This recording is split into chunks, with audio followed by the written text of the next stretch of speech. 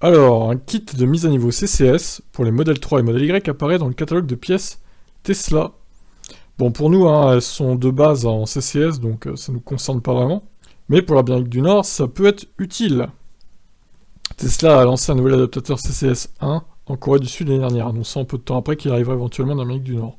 En préparation de ce lancement, Tesla a ajouté de nouvelles informations à l'écran embarqué pour savoir si vous disposiez du matériel nécessaire pour que votre voiture fonctionne avec un arme de charge CCS.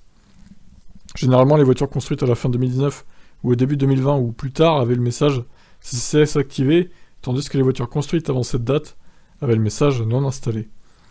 Cette formulation de non installé a donné aux propriétaires l'espoir que Tesla proposerait un kit de mise à niveau pour mettre à niveau le port de charge de la voiture. Alors qu'on attend toujours que l'adaptateur CCS apparaisse dans la boutique Tesla nord-américaine, un kit de mise à niveau a été ajouté au catalogue de pièces Tesla. Le numéro de pièce est répertorié pour le modèle 3 et le modèle Y, tandis qu'il existe un deuxième numéro de pièce répertorié uniquement pour le modèle 3. Toutes les annonces ont la description Kit Retrofit CCS 1 adaptateur.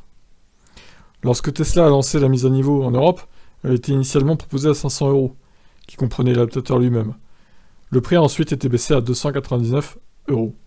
Sur la boutique Tesla sud-coréenne, l'adaptateur CCS 1 seul est répertorié pour 308 $ canadiens, soit 240 $ US.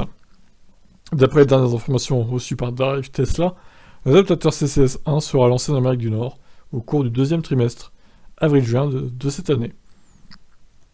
Lorsqu'il le fera, il ouvrira un certain nombre de nouvelles options de bornes de recharge, pour les propriétaires de Tesla en particulier, dans les zones mal desservies, par le réseau superchargeur au Canada.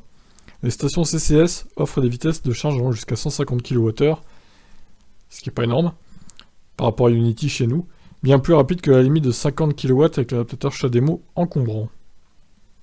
Ok, eh ben, bonne nouvelle pour les US et le Canada.